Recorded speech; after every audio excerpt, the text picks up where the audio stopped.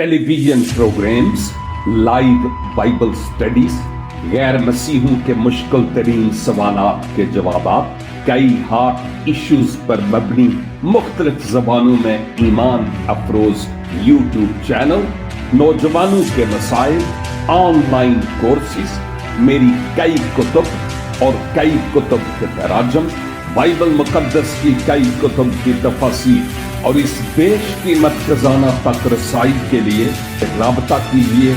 www.newlifeinstitute.org۔ معزز ناظرین، مسیح خداوند کے پاک، بزرگ اور قدرت والے نام میں یہ خاکسار خادم نوید ملک آج پھر آپ کی خدمت میں آداب بجا لاتا ہے۔ ان دنوں میں آپ کی خدمت میں بڑی مختصر سی ڈیووشنز پیش کر رہا ہوں، کیونکہ یہ وہ دن ہے جب ہم خداوند یسوع مسیح کی مصلوبیت کو منانے کے لیے اور مسیح کے جی اٹھنے کی یاد میں اس خوشی کو منانے کے لیے ہم تیاری کر رہے ہیں۔ لیکن اس بڑی خوشی کے منانے سے پہلے جس کے سبب سے مجھے اور آپ کو یہ خوشی میسر آئی ہے، اس کے قیمت ادا کیے جانے اور اس کے قیمت ادا کرنے اور اس کی محبت کی داستان پر بات کرنا انتہائی ضروری اور اہم ہے۔ آج سفر صلیب پر میں تھوڑی دیر کے لیے بات کروں گا، اور اس تعلق سے آپ مقدس لوکا کی معرفت لکھی گئی انجیل مقدس اور اس کے 23 باب کی 33 اور 34 آیت پر غور کر سکتے ہیں۔ یہاں پر لکھا ہوا ہے، جب وہ اس جگہ پر پہنچے جسے کھوپڑی کہتے ہیں تو وہاں اسے مصلوب کیا، اور بدکاروں کو بھی، ایک کو داہنی اور دوسرے کو بائیں طرف۔ یسوع نے کہا، اے باپ، ان کو معاف کر، کیونکہ یہ جانتے نہیں کہ کیا کرتے ہیں۔ اور انہوں نے اس کے کپڑوں کے حصے کیے اور ان پر کرا ڈالا۔ یہ دو آیات بڑی ضخیم اور بحر عمیق کی مانند ہے۔ بہت کچھ ان آیات میں ہے، کیونکہ عہد عتیق میں آنے والے مسیح سے متعلق اور اس کی خدمت اور اس کے کام سے متعلق جو نبوتیں ہوئی تھیں، ان میں سے کچھ نبوتیں یہاں پر پوری ہوتی ہوئی ہمیں نظر آتی ہیں۔ لیکن یہ اس وقت کی بات ہے جب منجی عالمین، میرے اور آپ کے خداوند، کلوری کی صلیب پر مصلوب تھے۔ میں ابھی سفر صلیب کی بات کر رہا ہوں، جس کا آغاز باغ گتسمنی سے ہوا ہے، اور اب یہ وہ وقت تھا کہ مسیح محو دعا تھے، اور ان کا وہی رفیق اور دوست جس پر آپ کا بہت ٹرسٹ اور بھروسہ تھا، اس نے ایک گیم کھیلی کہ یہودی مذہبی علماء سے مسیح کی قیمت چکائی ہے۔ میں یہودا اسکریوتی کی بات کرتا ہوں، اور یوں ان کو لے کر آیا کہ تم مسیح کو ڈھونڈتے ہو، میں تمہیں بتاتا ہوں کہ وہ کہاں ہے،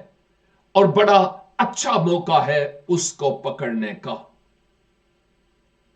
رومی سپاہی برچیاں، بھالے اور جو ان کے پاس ہتھیار تھے وہ لے کر آئے، لیکن مسیح تو کوئی جہادی تھے نہیں۔ مسیح نے تو کوئی آگے سے مزاحمت نہیں کرنی تھی اور نہ ہی کی ہے، لیکن یہودا نے مسیح کے بوسے لے کر مسیح کو گرفتار کروایا، اور اس کے بعد یہ نامختون اور بے شرع رومی سپاہی مسیح کو گرفتار کر کے کلوری کی طرف لے کر جانے کے اسباب ڈھونڈتے ہیں، اور کلوری تک پہنچنے سے پہلے سفر کا آغاز تو گتسمنی سے ہوا، لیکن اب آپ کو یروشلیم میں مختلف رومی عدالتوں میں پیشیوں سے گزرنا پڑا، اور وہ نامختون مسیح خداوند کا بے شرع لوگ اب انصاف کرتے، برملا تماشا بناتے، آپ کے چہرے انوار پر تھوکتے اور آپ کی داڑھی نوچتے تھے، آپ کی پوشاک اتار کر تمسخر کے طور پر ایک اور پوشاک پہنائی گئی، اور آپ کی پوشاک پر کرا ڈالا گیا۔ یہ بھی عہد عتیق کی نبوت ہے جو پوری ہوتی ہے۔ اور پھر آپ کو کوڑے لگائے گئے اور بینت لگائے گئے ہیں۔ جب میں پیشن آف کرائسٹ مووی دیکھتا ہوں تو میں حیران ہوتا ہوں کہ آپ کا بدن جیسے گوشت کا ایک لوتھڑا تھا، اور اب آپ کو انتہائی زخموں سے چور جب تھے تو آپ کے سر پر ایک خاردار تاج بھی پہنایا گیا، کیونکہ مسیح خداوند کو وہ بطور بادشاہ وہ سمجھتے تھے کہ یہ اپنے آپ کو بادشاہ سمجھتا ہے، جس سبب سے آپ کا تمسخر اڑانے کے لیے آپ کو ایک تاج پہنایا، اور وہ کانٹوں کا تاج تھا۔ حقیقت تو یہ ہے کہ اس کانٹوں کے تاج کو میں نے اور آپ نے پہننا تھا، لیکن وہ معصوم عرش سے فرش پر آ گیا تاکہ میرے کانٹے اور آپ کے کانٹے وہ خود لے لے اور ہم پھولوں کے لائق ہو سکے، جلال اس بادشاہوں کے بادشاہ کو ملے۔ ماں بعد مسیح کو ایک بھاری صلیب اٹھوا کر کلوری کی طرف لے جایا جا رہا تھا، اور یہ بڑا کٹھن سفر تھا کیونکہ آپ زخموں سے انتہائی چور تھے۔ وقت کا تقاضا تھا کہ جو مجرم ہوتا وہ خود اپنی سولی اٹھا کر جائے مصلوبیت تک لے کر جاتا تھا۔ آپ انتہائی نحیف اور کمزور تھے، لیکن اس کے باوجود آپ کو وہ سولی اٹھانی پڑی۔ میں اکثر اوقات کہتا ہوں دیکھنے میں تو وہ صلیب تھی، لیکن اگر آنکھیں بند کر کے سوچیں تو وہ میرے اور آپ کے گناہوں کا بارے گراں تھا جو مسیح خداوند اپنے اوپر اٹھا کر اب کلوری کی طرف رواں تھے۔ زخموں سے چور یہ کلوری کا مسافر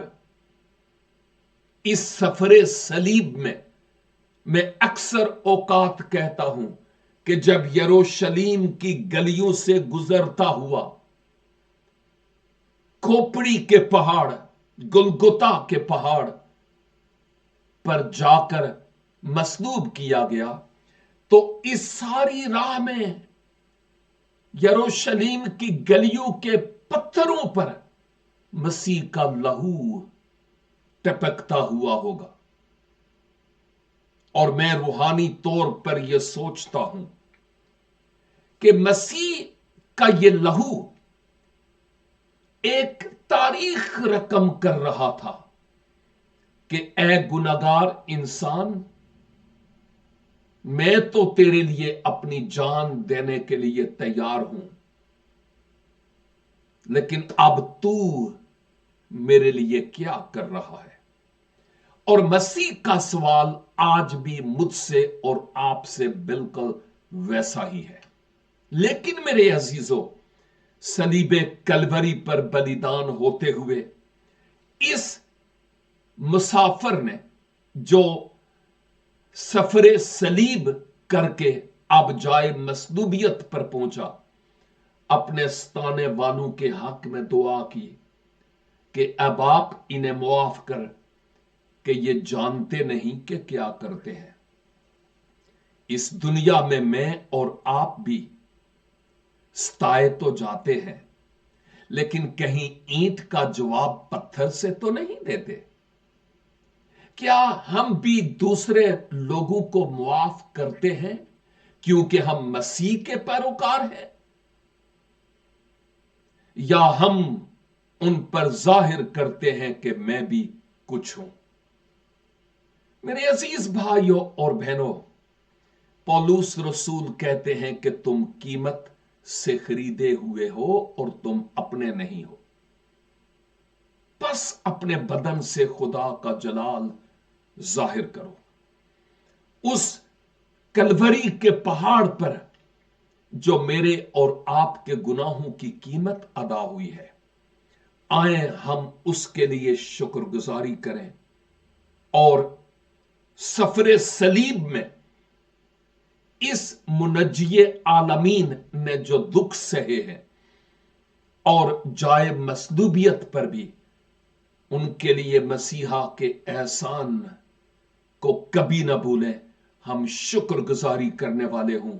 खुदावंद आपका शुक्र हो कि आपके मार खाने से मैंने शिफा पाई है।